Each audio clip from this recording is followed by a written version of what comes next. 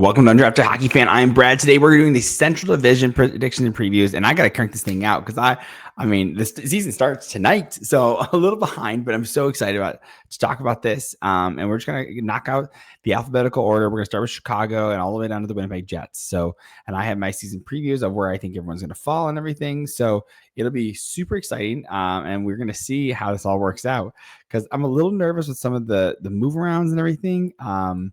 And you guys got to let me know what you're seeing because to me, I'm not feeling super confident in it because the Central Division just has some teams that are playing really well, some teams that are kind of like I don't think they improved enough to feel like dominant. And some guys have some stars and everything. I mean, you have some Kaprizovs, you have Nate McKinnon, you have like so many good high end players, and you're like, okay, like what's happened to these teams? But we're going to get to all those teams. Don't you worry. We're going to start with Chicago, though. Okay, we're looking at the Chicago Blackhawks. They finished 8th last year in the standings in the Central Division. And of course, you have a couple guys that they started on new deals. So you have like Rantenan, who had a phenomenal year last year. He actually was second on the team in points, 62 points last year. And so they signed him to a 4-year deal for 4 years. Phenomenal. Great stuff, man. And again, you have Connor Bedard, of course, leading the team, 67 points in 82 games. And it kind of breaks down from there. You start to see the guys the points really start to drop, right? Teuvo Teravainen, 58 points. He looked fine there. Bertuzzi, 46 points. Foligno, 35 points. Mikko, 34 points. It starts to break down from there. And of course, you had a huge loss in Seth Jones.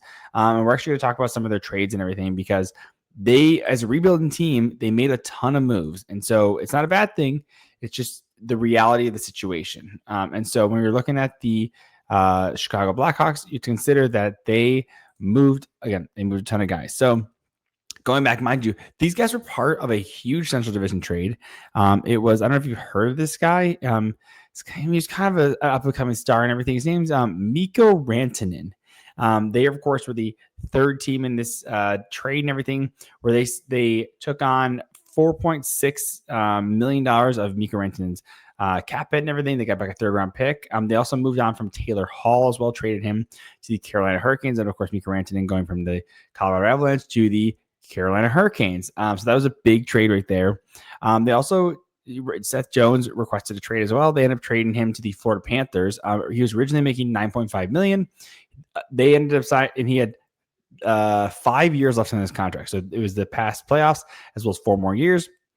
He has a $9.5 million cap hit. They decided to retain $2.5 million of that for the rest of the contract. So you're thinking 5 years, $12.5 million. You're looking at, it's $2.5 million.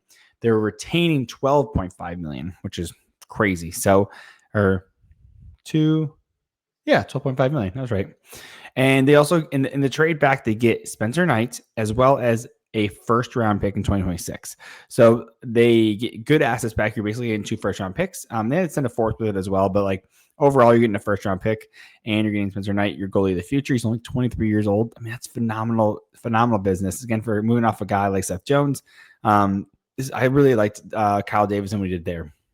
Small trade. They moved out Peter Mrazek and Craig Smith for Joe Veleno to the Red Wings. And then they took on the Shea Weber contract as well for the cap hit. Only cost them a 5th-round pick. Moved out Victor Soderstrom. And then again in June, they traded Joe Veleno out to the Seattle Kraken for Andre Burakovsky. So Burakovsky, if you look at his season last year with the Seattle Kraken, 37 points in 79 games. He definitely was underutilized in the Seattle role. But to me, I think this is a guy that could really thrive in this case. And so you're looking at a guy that he's going to be better, right? And so there's a trade there. And then, of course, talking about a couple more. I mean, nothing too significant. They pick up Sam Lafferty from the Buffalo Sabres, but again, that's more of like a 4th line role. So they're just looking for guys who they can either flip or because this is a team that's still a rebuilding team, right? So a lot of guys on expiring deals. You're going to have to sign Connor Bedard to a huge deal. A couple of guys that got a huge deal. So we're talking about Frank Nazar, got a huge contract as well. You're looking for more breakout seasons like Colton Dock. And again, just starting to see the young guys develop a little bit more. That's huge, right? And of course, they also signed Matt Grzelcyk, which to me, as a half a point per game player on the Pittsburgh Penguins, a defenseman. He's small, but he produced really well. So I don't know why it took so long. He just signed this past week. To me, I was like, maybe he's looking for a bigger deal. He ends up signing for $1 million. He's 30. He'll be 32 this year. But to me, I'm like, someone take a flyer on this guy. I think I get a half point per game left side defenseman. It's not going to hurt, right? And so you also have Sam Renzel. Again, you're looking for more out of him, starting to develop. Wyatt Kaiser as well. Leshunov, of course, is their big second overall draft pick. He's turning 20 this year. I mean, it's a good young defense core, right? You get Ethan Del Mastro. So again, a bunch of young guys just starting to really hit their strides and everything. And then, of course, we have Arvid Soderblom and Spencer Knight as your goaltenders. Again, Arvid Soderblom has been through the ringer. He's been he's been having to go through this rebuild. Really, really, it's impressive, to be honest. So I'm a huge fan of his brother down in Detroit. But again, Spencer Knight is your goalie of the future. Again, if you can run this tandem, I think that those are really good. I think it's a really good tandem. I like it a lot. He ended up getting a 2-year contract for $2.75 million. So we like that for him. And again, if you can just back up that, maybe take a little bit off the plate for Spencer Knight, who's going to be definitely starting. That'd be great. So you also have like guys like Alex Vlasic on the defense. He's in the press box as an injury. And then Lucas Reichel as well. You want to see more of him. Again, he's only 23 years old. A lot of steps from young guys, which you're looking for. And again, they're going to be a rebuilding team. And to me, I end up having them and they finish 8th. I have them finishing in 8th again. If personal, I just think that they need more. Like it's a developing year. It's developing. They need to just like continue to develop, and you get these guys reps and everything. It just makes more sense for them to do that. Again, I don't know why you don't want to like rush these things, right? You want these guys to develop at a proper rate. You don't want to, again, push too hard. That's the biggest thing is you don't want to like, hey, make sure these guys are ready and make sure these guys are developing at the right rate. So moving on from them, we have the Colorado Avalanche. So again, you have this team is stacked. They ended up finishing 3rd in the Central Division last year. And to me, they made some huge trades. I mean, of course, we were just talking about it. The huge trade they made was the Mikko Rantenan trade. They also made a huge trade with the Islanders, which we're going to go over as well. So talking about the Colorado Avalanche, they trade Mikko Rantanen. There's talks about him wanting to sign an $11.5 million deal for 8 years with the Colorado Avalanche that Colorado Avalanche did not want to sign him to. And so what they ended up doing, again, this team was aggressive. They were so aggressive with their trades and everything. I mean, it started in the early, and the reason I'm going to talk about the trades in early 2024, because some of these guys are still on the team. And so you have to consider that, hey, like these guys are still going to they're still having an impact with the trades and everything. So first off, they traded out Justus Noonan for Scott Wedgwood. They're good. They're backup goalie. From the Nashville Predators. They also moved on from Alexander Georgiev, and they picked up Mackenzie Blackwood, who they ended up giving a huge contract to. They gave him a 5-year deal at $5.25 million, like after like 15 games or something like that, maybe even less.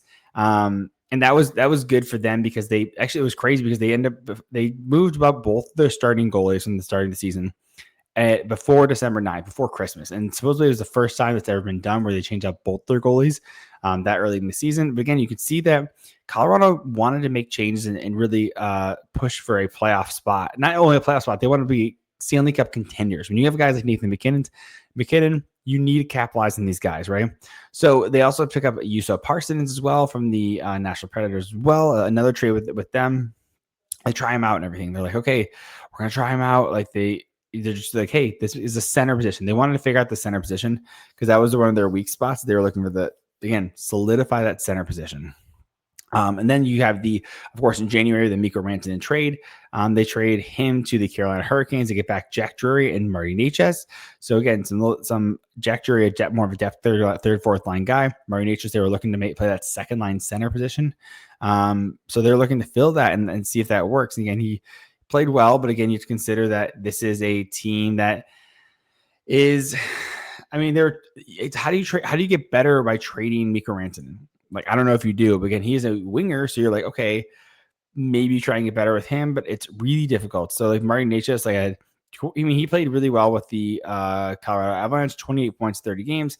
Mind you, I think he played a lot of winger as well. So you have to consider like this guy is maybe just, he's playing with Nathan McKinnon and everything. So you try him and everything there, as well as again, you tried out Yusuf Parsons. He didn't end up working out. You end up trading him to the Rangers. You get back Ryan Lindgren, and so you're like, okay, let's try these guys out, right?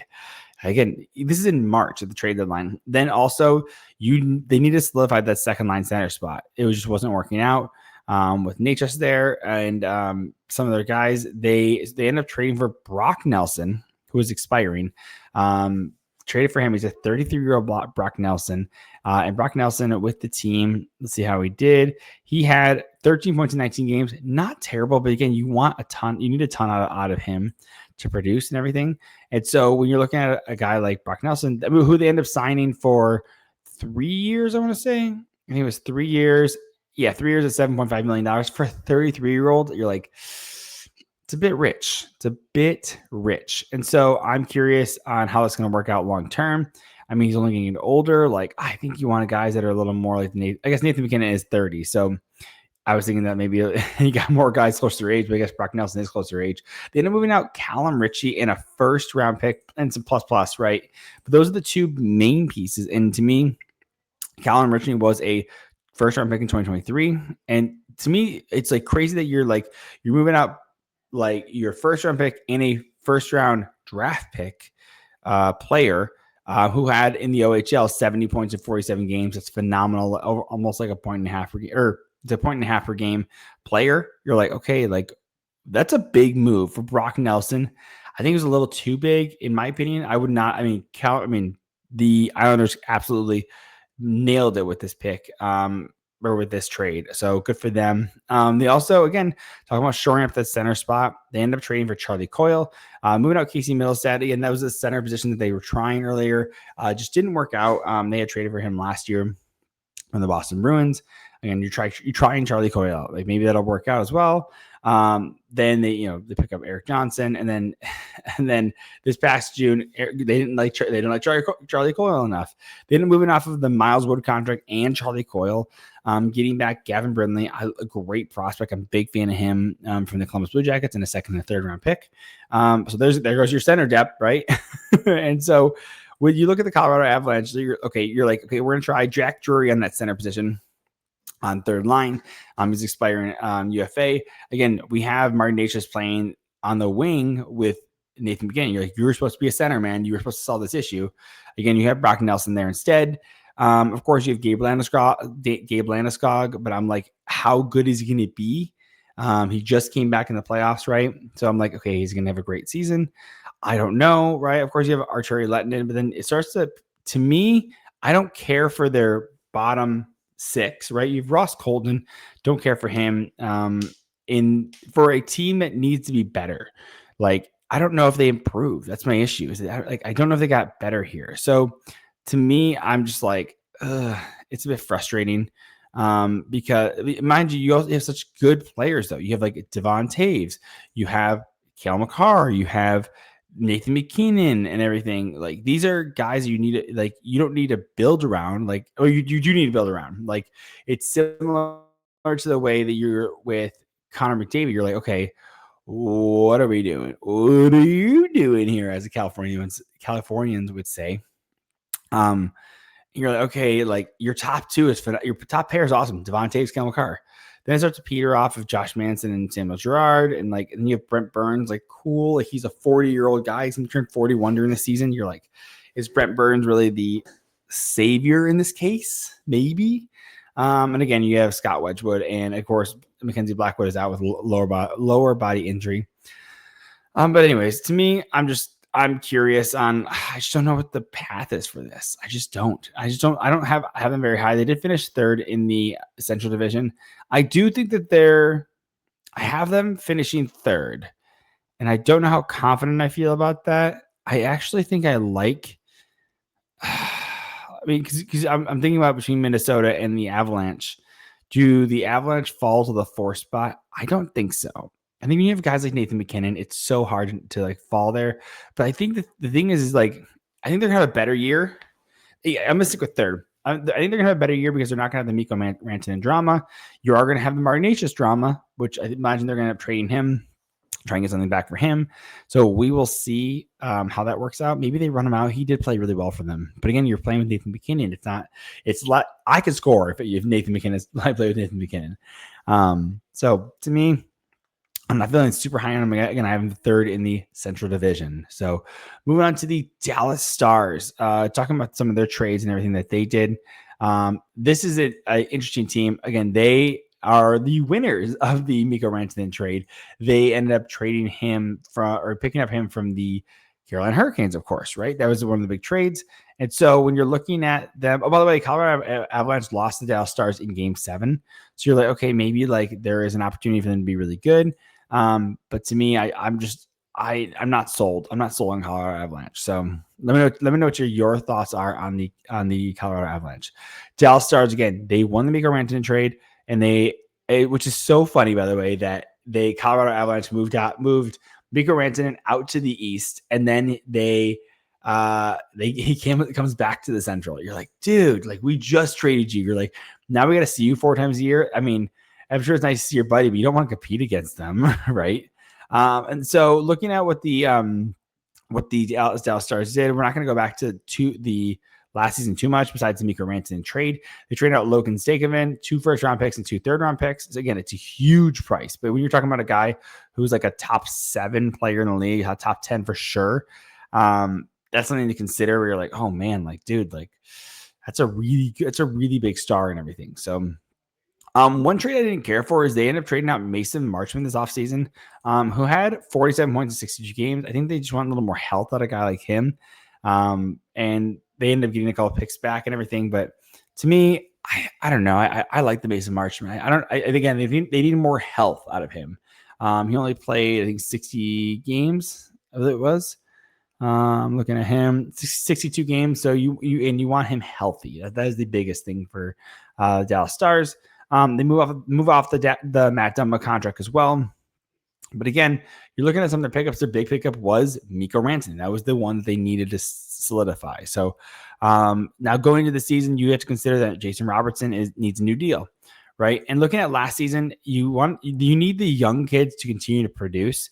And mind you, Matt Duchene had 82 points in 82 games. The 33-year-old, let's be honest, you can't let Matt Duchene being the guy that's leading this team in points. You need guys like Wyatt Johnson, who had a great season, 71 points in 82 games, and he's only 21, so he's only going to get better. But that's a guy you need him to produce. Jason Robertson, almost a point per game. You need him to produce, right? Of course, Ropey Hantz, he was fine. He had 67 points in 76 games, but again, you want him to produce. Thomas Harley had a massive season with Mikko. Not Mikko. Yeah, Miro Heiskanen went down. Thomas Harley really stepped up. He had 50 points, 78 games as a defenseman. And of course, you have Jamie Benn always going to produce. Like, again, you get some good depth and everything, but you need young guys to produce.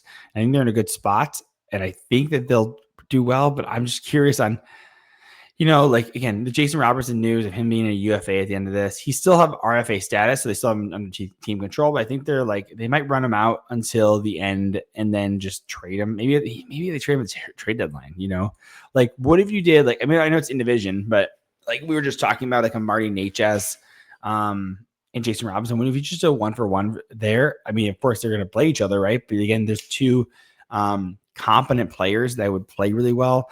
And again, they're both going to contending teams. Maybe, and they make a similar amount of money. Maybe you send over like Necas and a 3rd-round pick for Jason Robertson, who's produced at the 100-point level. Maybe there's something there.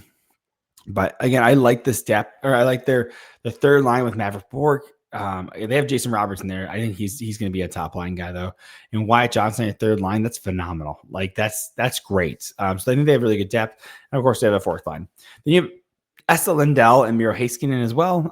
Again, Esa Lindell, phenomenal defenseman. Miro Heiskanen, hopefully is healthy. You have Thomas Harley as well, like Liam Bischel. I think this is a solid defense core as well. So you have like a good top 9, a solid defense core. And of course you have Jake Ottinger, who signed that massive deal. His first year of his $8.25 million contract.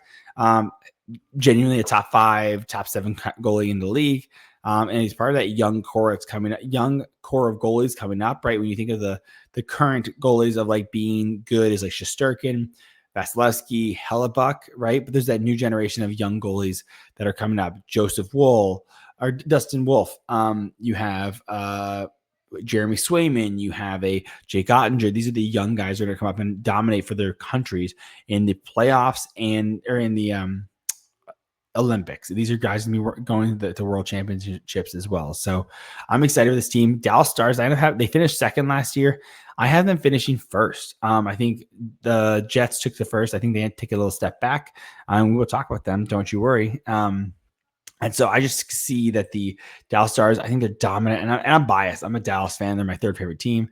So I understand I have a little bit of bias there, but I just think that they're set up so well.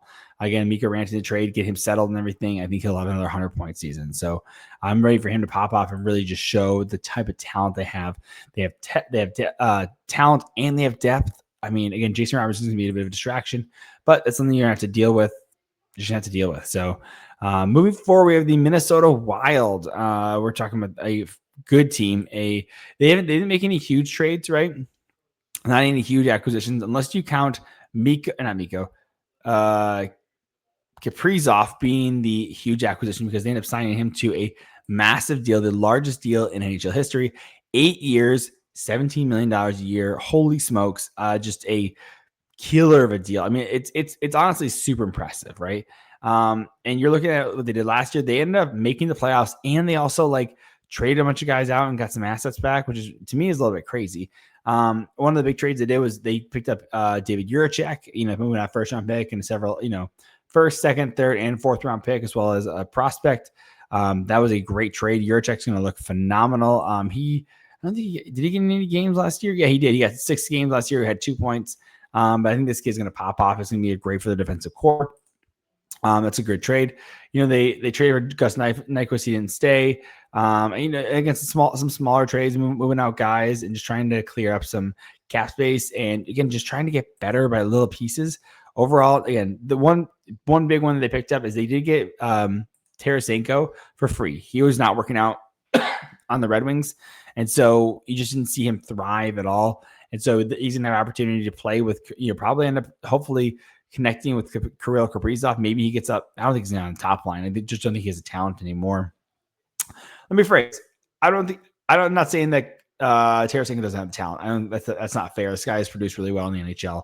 I think that I don't know if he can push out Matt Boldy out of that top spot and be up there. I think Matt Boldy's a top line guy.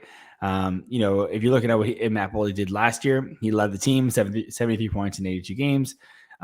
It's hard for Tarasenko to knock off a guy who did production like that. So that's something to consider, that maybe Tarasenko can't hit that level again for how young Matt Boldy is. And then you have, Kaprizov, Rossi, Boldy on that top line looks phenomenal. And if you look at Krill Kaprizov had a heart-like level season he was having. He played 41 games. He had 56 points, which is crazy. If he plays a full season, he's gonna have 112 points. Again, he's gonna be in that heart contention and dragging these guys to the next level. And the thing is you start to go deeper in this team, a great top line, but then you have Marcus Foligno, Joel Eriksson-Ek, and Tarasenko. You're like, okay, cool. Joel Eriksson-Ek, he was not healthy. He played 46 games last year, but he did have 29 points, right? Okay, there's not a huge production when it comes to this second line. And of course, you do have a couple guys that are injured as well, like Matt Zuccarello, Nico Sturm, a couple guys that are injured. So you have to consider that. But again, I'm not really sold on some of these guys. And then you have Jakob Trenin, Ryan Hartman, who will take your head off. Marcus Johansson, great. And again, your fourth line is a bunch of young guys, Liam Ogrom, which I think who's going to be really good. Daniil Yurov, great, awesome. But again, not a phenomenal top 3 or top line. And then as you kind of break down, it's you have 3 third line or 2 third lines and a line of rookies. You're cool. We need more out of this team if you're going to keep Kaprizov around. But again, you're just starting to see the Suter and Parise contract just dropped off, so that you get to freed up all that cap space plus the extra $5 million in cap space from the cap going up. If you're looking at a couple other good deals that are going to defense, Jacob Middleton, love Jacob Middleton. He has a phenomenal mustache. Brock Faber, he's so adorable. He's one of my favorite defensemen in the league. Of course, you have Zeev Buium come up as well, and as well as David Juracek. The thing is I'm really curious on is Brock Faber played a lot of power play time last year. If you look at Brock Faber, he had 29 points in 78 games. So when you're looking at who's going to play power play, is it going to be Brock Faber, Zeev Buium, or David Juracek? Those are guys that you want to produce. Like you look at a guy like, again, Brock Faber, who has produced in the past, but again, he's more of a two-way forward. He's again right-handed D as well. If you look at his what he's able to do in 23-24, he did have 47 points in 82 games. So again, produced really well.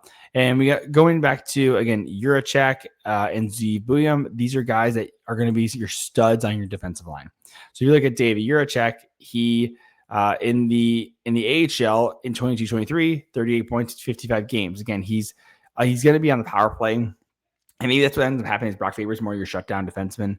But again, you have Middleton for that too. So like there's only one puck. And so these guys are going to have to really prove themselves. And Juracek had a down year with the Iowa Wild. Again, that's a huge change and everything, but it looks like he got hurt as well. So, and then Zeev Buium, of course, I think he ends up being power play one. He had 2 monster seasons at University of Denver, had 50 points in 42 games and 48 points in 41 games. So he had a 1.25 points per game as a defenseman. Of course, Red Wings have, Shai Buium. Hopefully he works out just as good as Zeev Buium does. But again, you're looking at a huge season from him again. I think he definitely takes over one of the power play spots. And then you go goalies. Philip Gustafsson needs a new contract. He'll probably get that big contract as well. And Jesper Wallstedt, who they drafted in the first round in 2021, I believe it was Kosa and it was Jesper Wallstedt. Yeah, 2021, because that was a Simon Edvinsson draft. So, when you look at Jesper Wallstedt, again, he's goalie of the future. He needs to produce. They signed him to a bridge deal at 2 years for $2.2 million. In the NHL, he hasn't produced well. He's been under 800 or under 900 save percentage. Only played a couple games. Even in the AHL, he has not worked out well. 27 games, 3.5 goals against, and an 8.79. That is not good for a first round pick. When you're looking at that, again, I'm going to look up Kosa because Red Wings and Minnesota are looking at, these are the two guys, right? When Red Wings moved up in the draft to get a goalie, they're like, oh my God, they're going to go with the Swede, right? He's more NHL ready, but Kosa has the higher ceiling. So you look at how did Kosa do in the Griffins? He had a 911 save percentage. He played 41 games, played more games, had a better save percentage and a better goals against average for the last 2 years as well. He's playing phenomenally. He's developing well. He did not play well in the playoffs. That is one concern there. But again, I think you're just going to, we're not talking Red Wings, we're talking Minnesota Wild. Again, this guy is going to take time. He's only 23 years old. So he's so young still, has a ton of room to develop, and goalies take a long time to develop. And that's okay. That is absolutely okay. So with the Minnesota Wild, they finished 4th last year. I'm going to be boring. They finished 4th again. They have, again, great first line. Pretty good defense. Again, I think they're going to need the young guys to step up. Same with their forward. They have 3 rookies they're looking to use. They need young guys to step up. Jesper Wallstedt, can he take a step in the because now he's replacing Fleury. Maybe if they fit, they drop. Does the Utah Mammoth take that 4th spot? I don't know. I think I'm going to change it. I think I'm ready to change it. I think Minnesota Wild goes down. I'm doing this in my little spreadsheet here. But yeah, I think the Minnesota Wild actually drop. I think the Mammoth move up. And I'm excited to talk about the Mammoth as well. So I think Wild finish 5th. So they finished 4th last year. I think they drop a spot. And this is going to be great. Again, Utah Mammoth are just starting to look so good. And I'm really excited to see what they continue to do because that is a hot team. So we're going to take a quick break here from our sponsors, DraftKings, and then we will jump into the next team, the Nashville Predators. You will not believe where I put them. It may be similar to last year. We will see. See you on the other side. Listen, I know this is a mostly Red Wings podcast. It's honestly, it's an NHL podcast. And the preseason has started. But again, we haven't got to bet on any games yet. And you know what season has been starting, has been going for 4 or 5 weeks at this point? It's the NFL season. And for me, when you're talking about touchdowns, for me, my favorite touchdown is the next one. Because with DraftKings Sportsbook, an official sports betting partner of the NFL, every touchdown can bring you closer to cashing in. From first touchdown scorer to anytime TD props, or the thrill of live in-game betting, every snap is loaded with opportunity. Here's the best part. You bet just $5, and if your bet wins, you'll get $200 in bonus bets instantly. And if you're looking for a team to bet on, Detroit Lions, I'm telling you, they're a team. They're the good team. And so for them, go check them out. They're plus 700 through DraftKings to win the Super Bowl.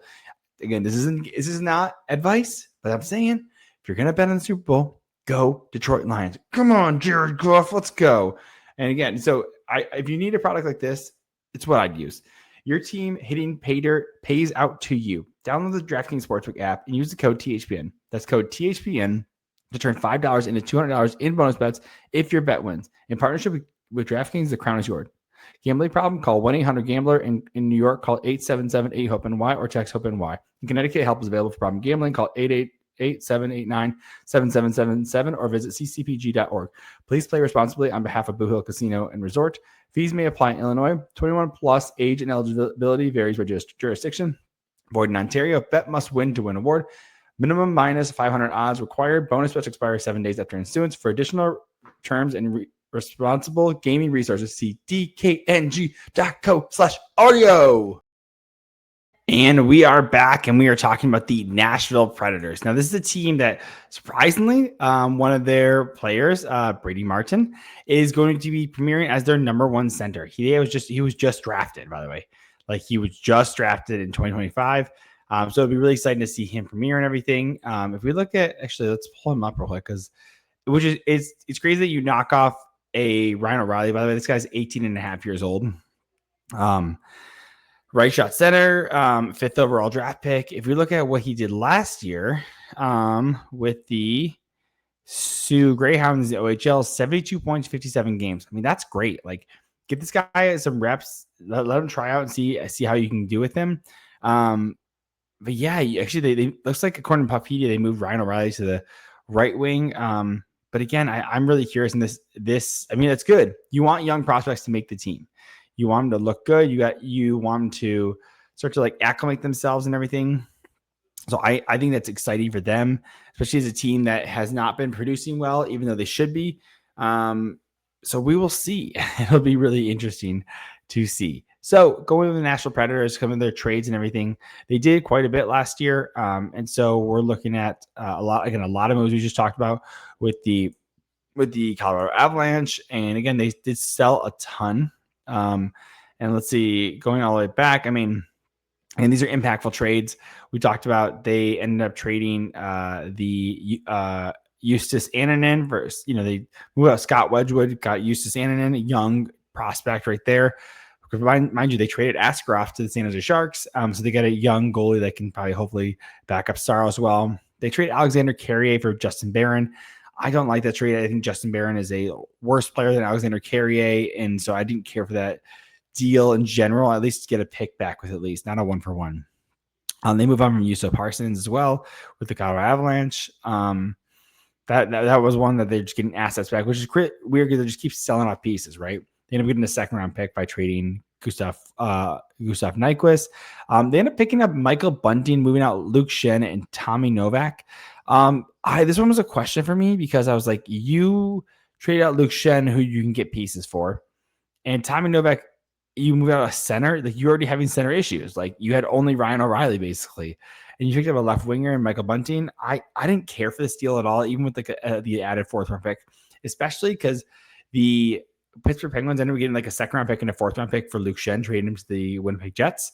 So I'm like, you could have just traded Luke Shen to the Winnipeg Jets and gotten a 2nd-round pick for him and a 4th-round pick. So I did not care for this at all. I thought that was a silly trade, in my opinion. Again, you can disagree with me, right? They also trade for Eric Holla, a 34-year-old, moving out a young prospect at a 4th-round pick. I was like, what? Why? Like, what good was that? Like, I don't know why you get these old guys. Clearly, it's not working. You have a Marchessault and a Stamkos who are just not working out, who are expensive, not working out. Like, why pick up more old guys? We know they really like Nicholas Hague, so they ended up trading for him as a defenseman. Moving out Jeremy Lauzon and Colton Sisson. Again, you're moving out a center position guy. And Colton Sissons, right? If you look at what Colton Sissons did last year, he actually played decently well. He had 21 points in 72 games. In a depth role, again, you need centers. What are you trading out for? Again, Steven Stamkos is not being used as a center right now. Ryan O'Reilly is your really only guy. You move out Tommy Novak. You move out Colton Sissons. So you're like, okay, like Fedor Svechkov, like hopefully you work out. Like Michael McCarron, like hopefully you work out. Again, I'm just not super impressed with some of the deals that they did when it came to centers. Again, Brady Martin's looking, hopefully he's working out well, but again, he's 18 years old. Like you can't expect a ton out of him. So we will see. Again, Eric Holla, like cool. He's a center. There's some depth, right? But I just don't know the direction. Like I think that they need to go into a full rebuild. And mind you, last year they drafted 5th overall, and they would have drafted 4th if the Utah Mammoth and the New York Islanders didn't move up. So you're really hoping for some of these young guys to pop off, like Joachim Kemmel, again, Fedor Svechkov. Cool. Hopefully Ozzy Weisblatt works out really well. He was in a trade with San Jose, but his brother just died. So you're like, oh man, like, how is he feeling and everything? And then your defense core is not young. They're not young. Like Roman Yossi's 35, guys. Like hopefully Adam Wilsby. Like, okay, like, are you good enough, man? Like Joachim Kemmel, does he have a proven tracker? I know he's a 1st-round pick.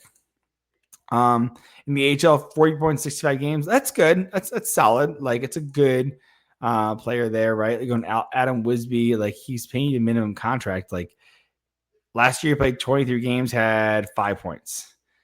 I mean, cool. Like cool, I guess. I don't know. Like I'm just not impressed with this team.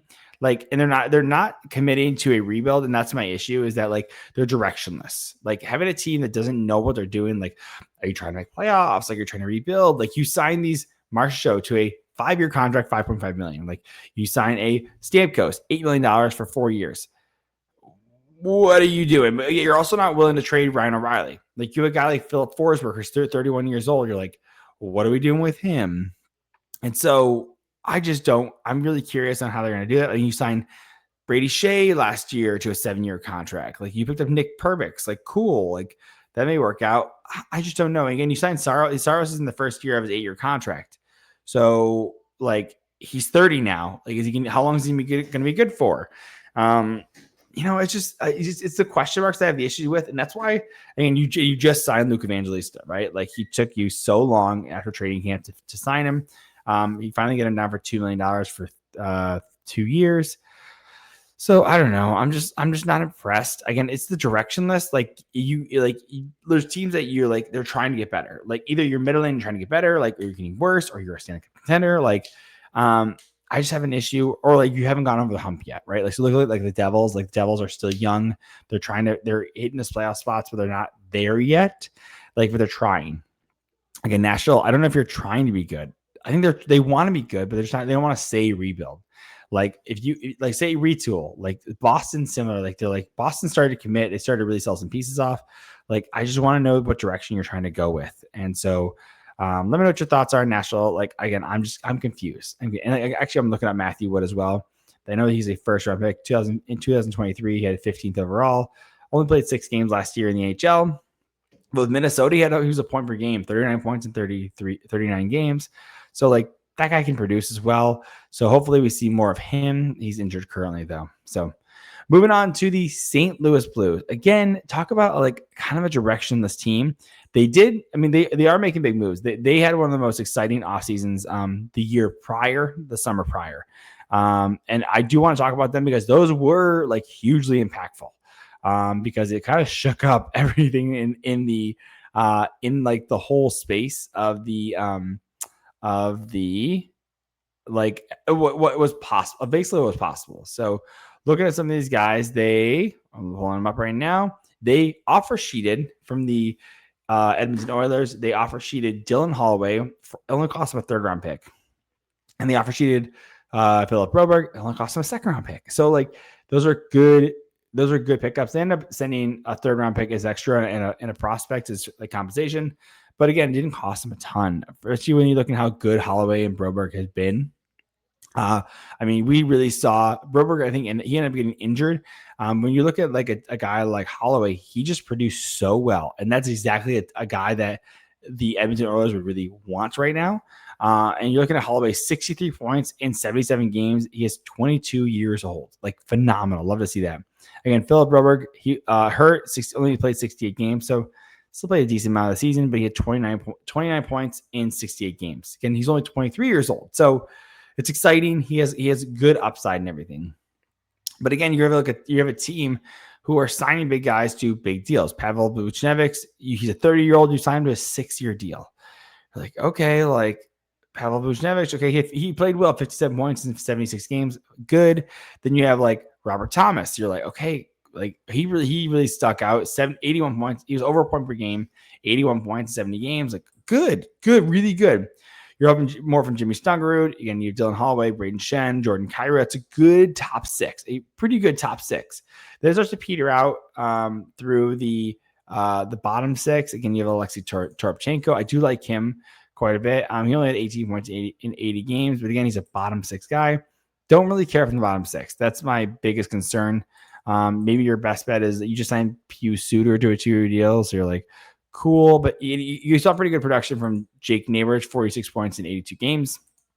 And they made some really good moves, right? Like one of the ones that really stood out was they ended up, actually we're going back to the trades. I keep just getting distracted. They ended up trading for Cam Fowler. It ended up costing them only like a 2nd-round pick and a prospect, and they actually got a 4th-round pick back for that. And if you're looking at Cam Fowler, he had 36 points in 51 games with the Blues, really started to pop off. And with the Ducks, again, he's the guy who was a Ducks draft pick, first round pick. And in 17 games with the Anaheim Ducks, he only had 4 points. It was the Anaheim Ducks, though, so you'd consider that they're not good. They're not good this year or last year. So he gets to the St. Louis Blues, 36 points, 51 games. And this guy had 9 times the production in 3 times the games. So this guy tripled his production. It's crazy. So phenomenal, just breakout star. Honestly, is contender for he is the best player for the St. Louis Blues in this case because he just produced so well as a defenseman. And even more so in the playoffs, he had 10 points in 7 games for the St. Louis Blues. Like if they could have gone so far with how popping off Cam Fowler was, again, this just shows you that there's good guys on bad teams that are just they're not performing well because they don't have the opportunity to, right? So like I see like Larkin does well on these Red Wings, but like you put him on like a team that is really trying to contend or give him a different opportunity, he could really perform. And that's why I think as you start to surround him with better players, Larkin will look better. They also do the Zach Bolduc for Logan Mailloux. I think Zach Bolduc's a better player than Logan Mailloux, but again, the defense core for prospects for the St. Louis Blues are not looking as good because, you know, if you look at what the Blues have, they have like Jimmy Snuggerud, they have Dalibor Dvorsky, Otto Stenberg, like they have some really good top line guys. Again, their defense is a little bit lighter. You know, they have Theo Lindstein, everything, but like overall, it's not a great prospect pool when it comes to that. So I understand why the logic behind it, but I think just Zach Bolduc is a better player. I think they could have got also more than just Logan Mailloux. I mean, he's throwing like a pick in there as well, but talking about their defense core, Cam Fowler, Colton Parayko Colton Parayko is, of course, was one of the big trades. They were talking about trading him to the Edmonton Oilers. 36 points, 64 games. Getting a little older, so maybe he still has 4 years left on his contract. He's 6'6", though, so I mean, it's hard to trade him. It would be hard to trade that contract for 4 years, and I wonder what you get back because he's 32 years old at this point. You Philip Broberg, Justin Falk, who is currently day-to-day, and then Tyler Zucker and Logan Mailloux. One of the guys that is like a big, of course, they're in Torrey Krug is, of course, out forever, probably. I mean, he sounds like he's going to be done for the rest of his career. Then you have, they picked up like Nick Butstag. So that one's fine. And then the big factors are going to be Jordan Binnington and Joel Hofer. These guys, if you look at how they performed last year, both sitting around a 2.6 goals percentage or goals against average, and both above 900. Both at least, well, Jordan Binnington was at 900 for his save percentage. Took on the bulk majority of the games at 56 games. But to me, I think that's a good tandem, a really good tandem. And that could be some of the changes that they've played well. But mind you, the St. Louis Blues finished 5th, and they did make it into the playoffs. They're only 1 point behind the Minnesota Wild.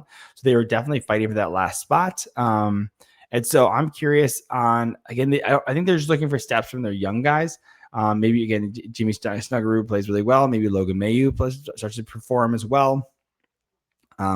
Don't care for I don't care for the bottom 6. The defense is top 4 is pretty good. It's not crazy. Again, Camp Fowler really popped off. And so this is a pretty good team. And this is probably a little crazy. I do think I do have the Wild in 4th or in 5th. I might need to change that. I think the Wild, are they better? Like, there's a better goalie tandem with the Wild, but the Blues are better on defense, but the Blues are better on offense. I think it's going to take a lot of the young guys. I think the young guys are going to be the real X factor here. Do you miss the playoffs with Kaprizov? No, I think Billy Guerin will do whatever he needs to get it. I think Kaprizov's the X factor, right? How do I feel with this? I'm going to go with my gut. I am going to go with my gut. I logically, I want to go Wild. I think the Blues beat out the Wild. That's crazy. I'm going to get skewered for this. I'm so excited. Like, come at me in the comments. Like, let me know.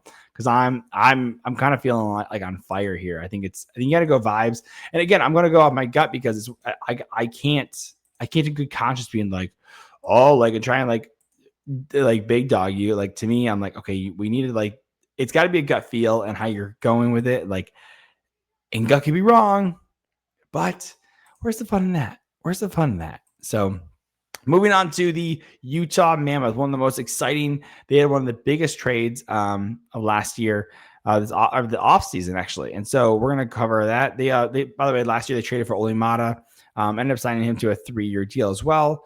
Like that one as well. Move off the Shea Weber contract so they can sign a little guy. I don't know if you heard of him, JJ Peterka. Kind of a big deal. And so I think this guy is going to be, he's just going to be a monster. And if you look at what he did last year, he was on the Buffalo Sabres. They ended up trading Josh Doan and Michael Kesselring. Again, I like Kesselring has been talked about a ton and being underrated. I think he's going to look good on the right side for the Buffalo Sabres. But again, you're moving out Josh Doan, who is iconic as the Arizona Coyotes messiah in Shane Doan. He's the son. So you're kind of bummed there. But maybe, again, hopefully it works out with Shane or Josh Doan with the Buffalo Sabres. But if you're looking at a guy like Kessler had 29 points in 82 games, that's solid for a right-handed defenseman. And he's only 24 years old as well. Josh Doan, I don't think he played a ton. I don't know if he played that much at all. He played 51 games, 19 goals, or 19 points, 51 games. 22 years old, again, good young prospects. Again, looking at a guy like, where is he? Where are you at? Oh, JJ Peterka was not on here because he was not on the list. So we go to Jason Peterka, signed a 5-year deal at $7.75 million. He was a second-round draft pick in 2020.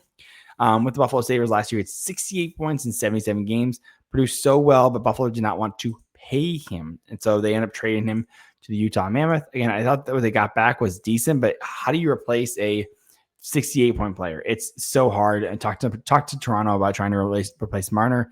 It's nearly impossible.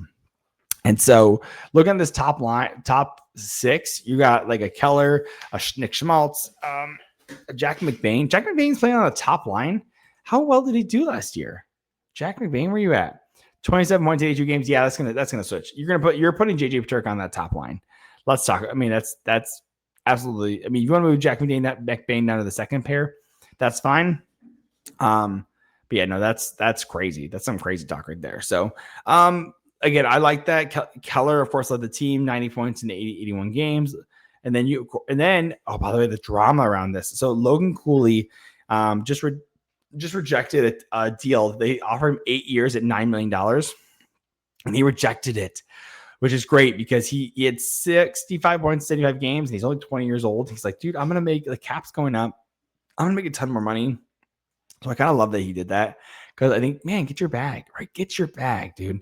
Of course, you had Dylan Gunther, who already signed, who's on the first year of his deal at $7.1 million, which is a steal. It's a steal, a complete steal. And then you have JJ Peterka at 7.7. And mind you, JJ Peterka only signed for 5 years. So, like, if he had signed for 8 years, you might have gotten 9 or 10, right? And that's the thing with Logan Cooley is like, he's like, dude, I'm a center and I'm better. Like, I'm a center. Like, I should make $10 to $11 million over 8 years if you want to sign me. And by the way, he's absolutely right. He's completely and totally and absolutely right.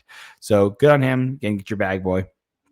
Again, going down to your depth, you have Lawson Krause, you have Barrett Hayton, Kyler Yamamoto. I mean, fine. They're players. I think they're a fine third line. Lawson Krause, 18 points. Barrett Hayton had 46 points in 82 games, and that's good. I think he played the second power play unit. Did you play first? He played second, but second power play unit. So good on him. I like that a lot for him. Kyler Yamamoto, to me, he's a plug-in. He only played 12 games with them anyways last year. So you also signed Brandon Tanev through a 2 or 3 year deal. Nothing too impressive or anything. Brandon Tanev, though, I think that could be it's a good depth option. He's not a huge point getter. I think he's a great penalty killer. So good on them for cleaning that up. Of course, you have Mikhail Sergachev. And by the way, 2 huge acquisitions that they had this year besides JJ Peterka, which is why I'm high on the Utah Mammoth, is you get Sean Durz. He only played 30 games last year because he got injured at the start of the season. And you also lost John Marino, who got injured at the start of the season last year. And so that's why you trade for like an Olimata so that you can bring it, like, you can have these guys like you had to fill the roles, man. It's why you had them. And so those 2 huge acquisitions. You also get Nate Schmidt on a 3-year deal at $3.5 million. He's old, he's 34, but Nate Schmidt was also part of I don't know if you heard about the Florida Panthers. They kind of won the Stanley Cup last year.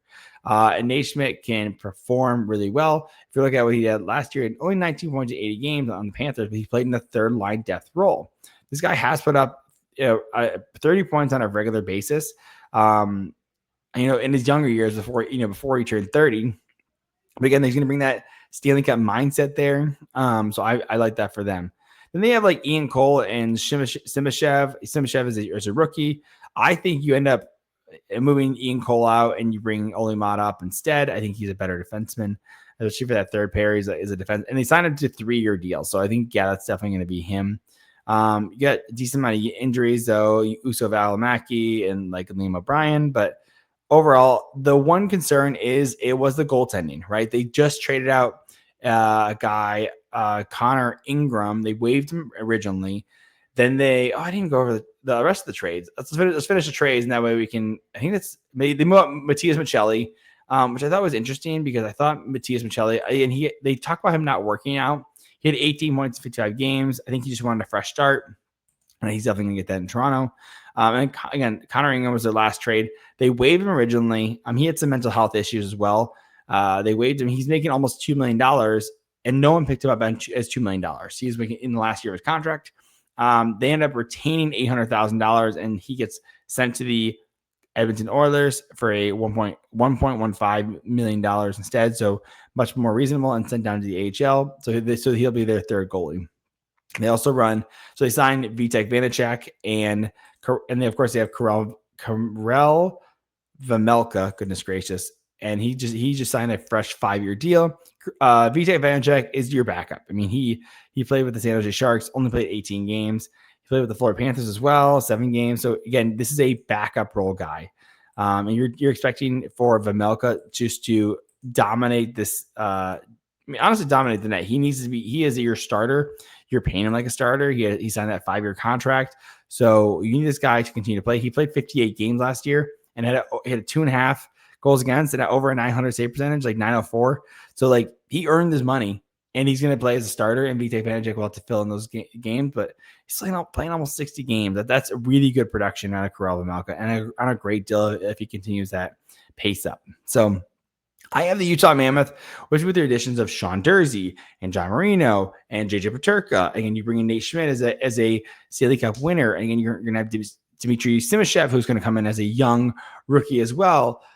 And again, Logan Cool is going to continue to take another step. Like Dylan Gunther's going to take another step. Like, I don't care for the bottom six here, but I do think that they're better than the Blues and the Wild. I think goaltender's going to be a factor, right? And again, you wonder how John Marino and Durzi are going to perform after being injured. But they had a ton of time off, and so they're able to recover well. They get a proper training camp as well. So I have the Mammoth. They finished sixth last year. I have them finishing in a playoff spot. I think the Central is going to have 5 teams. I have the Mammoth and the Blues making the wild card spots. Mammoth in 4th, Blues in 5th. And so I'm really curious on how it's all going to work out. It's going to be fun. I think the Utah Mammoth are going to be so good that they got a new practice arena. They're doing upgrades to their arena. Their main arena, and then they're also just like the owner wants to be good. It's similar with Vegas. Like the owner just wants to be good. They want to like do well, and so I love that energy that they're bringing. That they want to do well and be good. So, moving on to the Winnipeg Jets, our last team.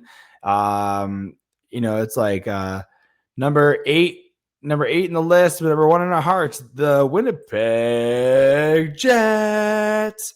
Talk about some of their trades. Nothing too crazy. A lot of guys they didn't end up keeping.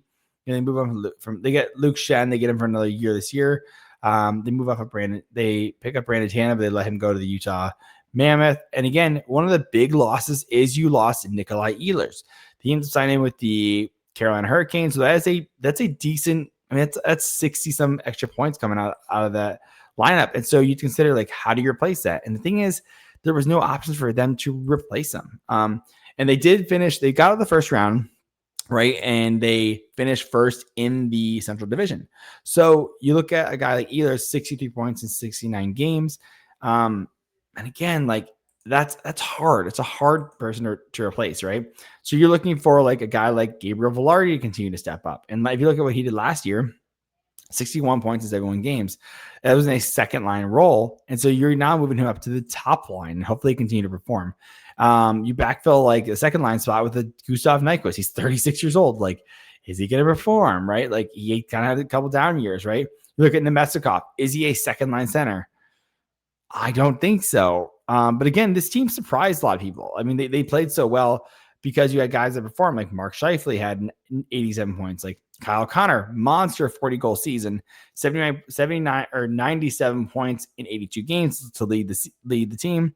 Of course, Josh Morrissey, just monster, 62 points in 80 games. Cole Perfetti, 22 years old, took a really good step, 50 points in 82 games. Neil Pionk on that power play too, 39 points in 69 game.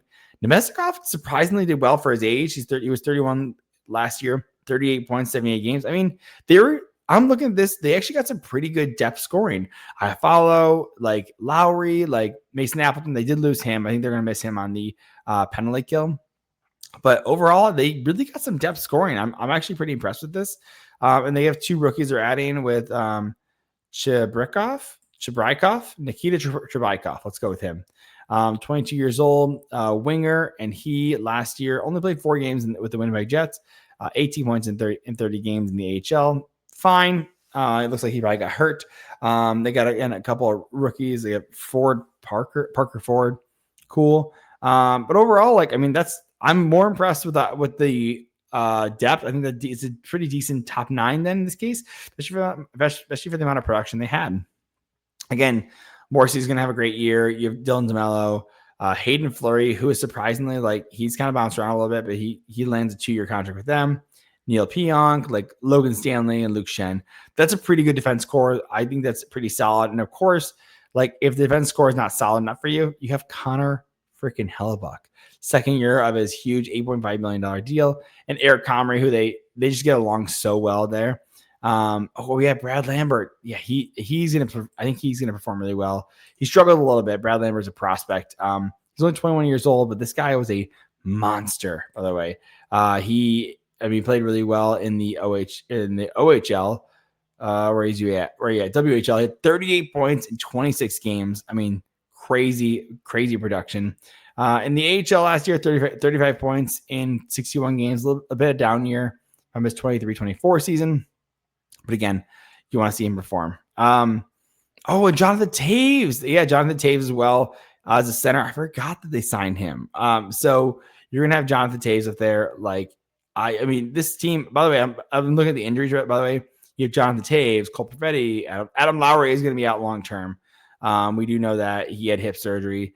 Dylan Sandberg as well. He's a wrist fracture, so he's going to be out for a decent amount of time. But this team's going to continue to get better throughout the offseason. But I think the huge hit of, Nikolai Ehlers leaving. Again, you get Jonathan Toews, you get some leadership there, but like, how is he going to look from coming back from not playing professional hockey for 2 years? Like, look at Atlanta Scott. He hasn't played in 3 years really, but he has been with the team the whole time. Like, Toews kind of went on his own journey. So, like, is he going to be nearly the player that you think he's going to be? So we'll see. I do have the Jets finished first in the league. They won the President's Trophy, 116 points. They finished first last year. I had them finishing second.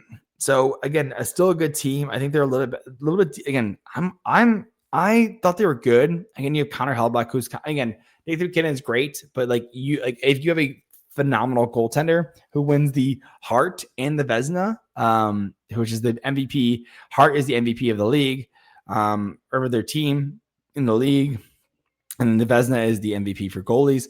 I think when you look at something like that, like, it is impressive. And again, is he going to have another great year? I don't know. I mean, can he keep doing it? Like, didn't he win the Vezina last year as well?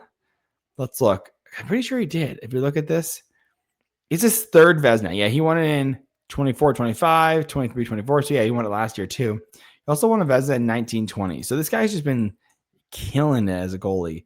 Can he have another great year? Maybe. We're going to find out, right? So I do have him finishing second. So going over the list of what I have for the division, we have the Dallas Stars finishing first.